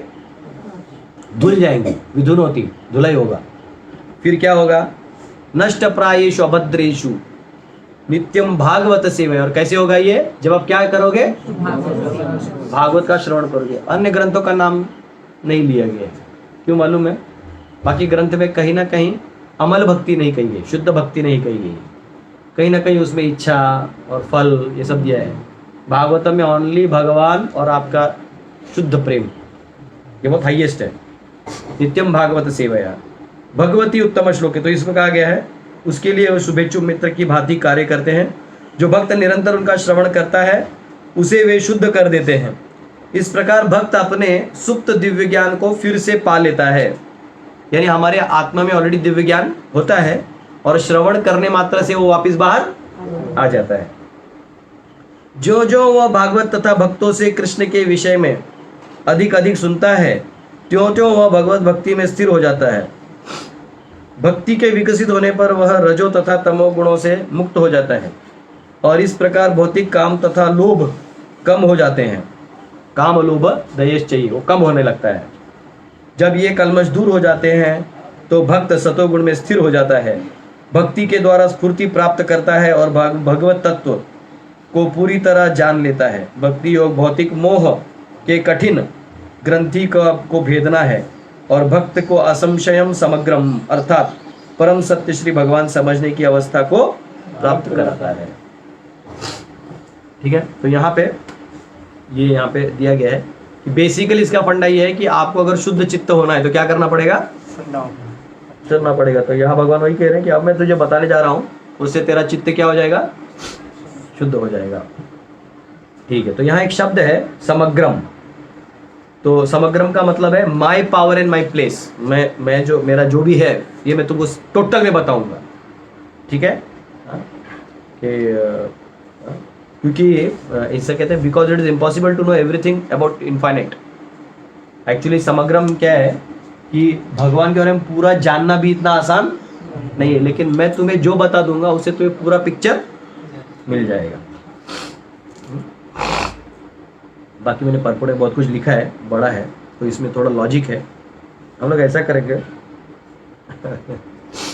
हम पढ़ लेंगे, आप लोग सिर्फ वर्स नंबर नोट डाउन कर लीजिए। ठीक है, क्योंकि आचार्यों के कमेंट्रीज हैं। तो और ये जो समग्रम है कि हम सारा ज्ञान नहीं ले सकते, इसकी पुष्टि श्रीमद् भागवतम में 12वें स्कंद के 4थे अध्याय के 39वें श्लोक में आती है, जिसमें कहा है कार्स्येन न जो अपि अभिधातुम ईशः even lord Brahma himself would be incapable of describing pastimes of lord entirely. कि भगवान ब्रह्मा भी जो है वो सारे भगवान की लीलाओं को वर्णन नहीं कर सकते। फिर 7 से 12 में आता है जो भक्ति का पार्ट है, तो इसमें 2 पार्ट आते हैं, मिक्स्ड और अनालॉइड। भक्ति के 2 पार्ट इसमें आएंगे। भगवान मिश्र से लेके शुद्ध भक्ति तक भी आपको लेके जाएंगे। ये पॉइंट लिख लीजिए। अच्छा, तो कोई ये कह सकता है कि अरे भक्ति बहुत आसान है, ये हम लोग के लिए नहीं है, लोग टफ मार्ग लेना चाहते हैं, कुछ टफ हो। तो कभी कभी क्या होता है, जो ये बाकी योगी है ना, ये हमसे ज्यादा हाई फाई दिखते हैं। क्यों? उनका चलने में एकदम ऐसा कमंडल मंडल होता है, ऐसे उनको नजर वजर भी ऐसा रहेगा, वाह वाह वाह। तो कई बार हमारे लोग भक्ति में आ भी जाते हैं, उनको लगता है मुझे भी ऐसा बनना है, महंत महामंडलेश्वर 1008, ऐसे उनको लगता है। लेकिन एक्चुअली भक्त जो है उसकी अंदर से चेतना मीठी होती है, यानी वो दयालु होता है। और ये अभी भी अपने आप को कर्ता समझ के कि मैं करूंगा, ये निम्न माना जाएगा। तो इसलिए मैंने आपको एक स्टेटमेंट बोला था। क्या स्टेटमेंट बोला था? लोएस्ट का हाईएस्ट होने से अच्छा है हाईएस्ट का लोएस्ट हो।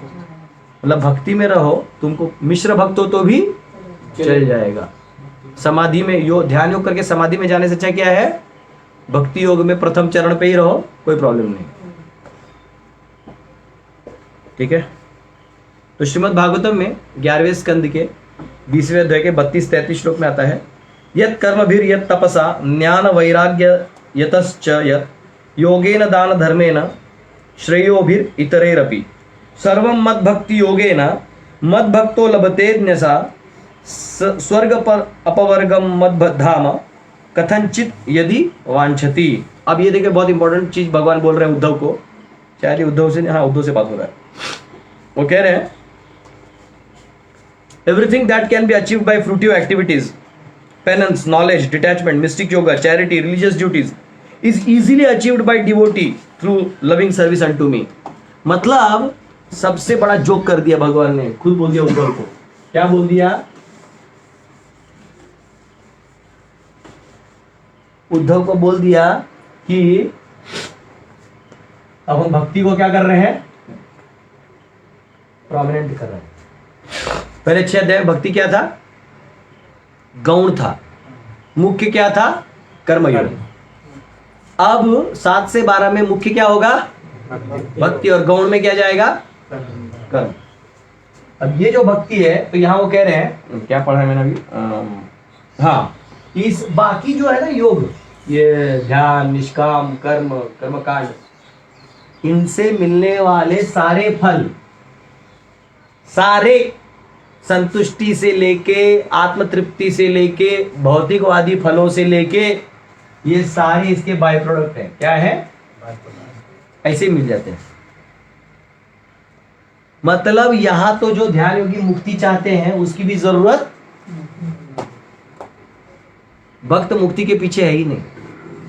भुक्ति मुक्ति सिद्धि कामी सकल अशांत, कृष्ण भक्त निष्काम अतएव शांत। उसे सबकी इच्छा है ही नहीं। क्यों नहीं है?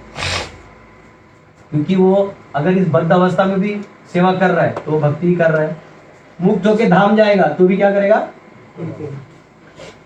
बेसिकली मुक्ति है, तो वो बद्ध है ही नहीं। जीवन मुक्त से उच्चते। और अगर कोई यहाँ पे है तो वो कहीं ना कहीं बद्ध ही है, इतना भी जम मारेगा तो। बात समझ में आया?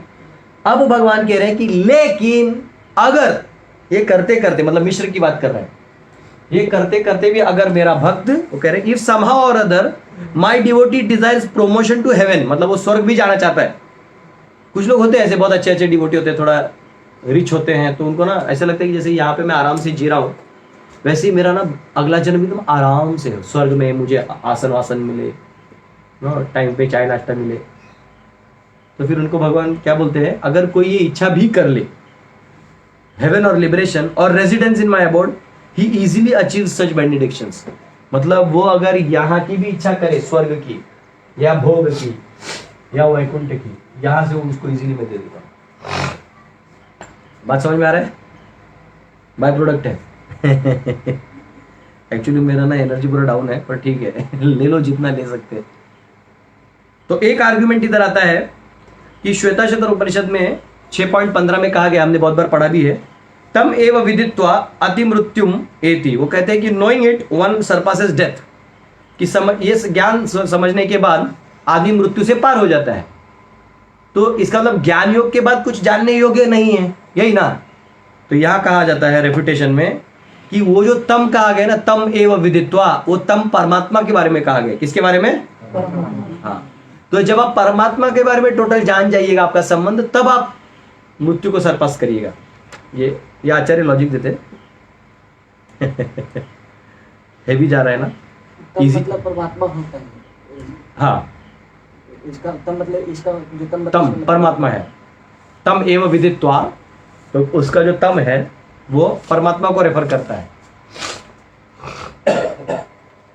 पेपर इजी था ना, अब ये थोड़ा टफ थियरी टफ जाएगा। ब्रह्मन जो है वो शुद्ध सत्व है, 3 गुणों से परे है, तो ज्ञान से प्राप्त नहीं होगा, क्योंकि ज्ञान क्या है? सत्व गुण है। ब्रह्मन क्या है? शुद्ध सत्व है। तो अगर ये कहोगे आप कि तम एव विदित्वा, यानी ज्ञान से उस आप मृत्यु पार कर जाओगे, तो वो संभव नहीं है।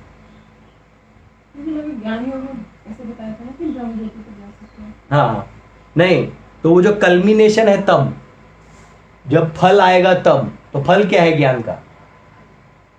आप नहीं समझे। हमने बोला कि पेड़ लगाइए, ये आठी लगाइए, आम का पेड़ आएगा, अब फल रसदार होगा। तो अभी तो आठी लगाया ना आपने, वो तो इतना सा पौधा ही हुआ है।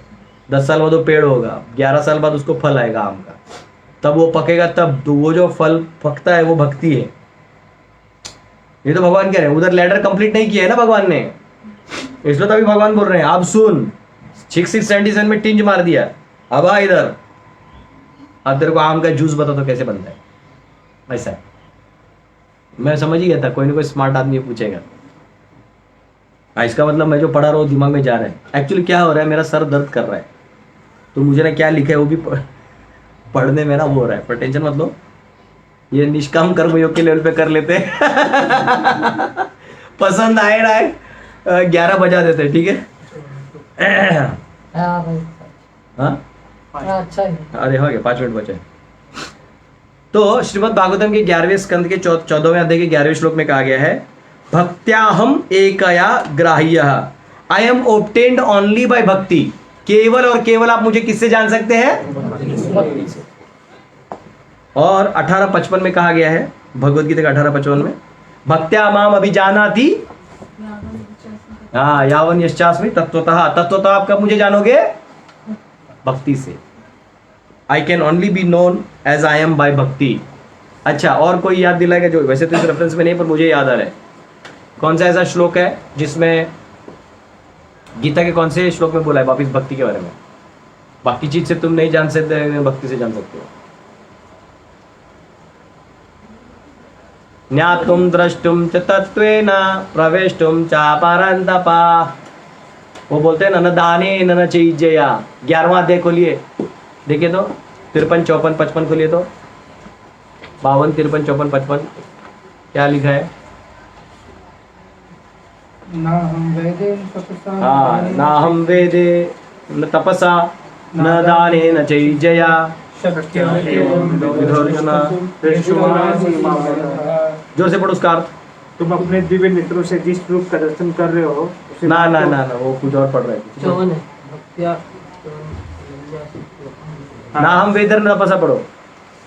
इसी कहते तुम अपने दिव्य नेत्रों से अच्छा, जिस वही है। रूप का दर्शन कर अच्छा, रहे हो, ओके ओके। उसे ना तो वेदाध्ययन से, ना कठिन तपस्या से, ना दान से, ना पूजा से ही जाना जा सकता है। कोई इन साधनों के द्वारा मुझे मेरे रूप में नहीं देख सकता। तो कैसे देख सकता? अगले श्लोक में लिखा है। हे अर्जुन, केवल अनन्य भक्ति द्वारा मुझे नहीं नहीं, तो श्लोक पढ़ो, इतना मेहनत से। आमेव विदोर्जुना। कितना श्लोक नंबर है वो? 1154, 1154 में भी ये वापस आएगा, तो इसको भी नोट डाउन कर लो। आचार्य ने नहीं निकाले, मेरे दिमाग में है। तो यहाँ कहा गया है अकॉम्प्लिशमेंट ऑफ लिबरेशन थ्रू ज्ञान and Ashtanga yoga is brought through influence of भक्ति।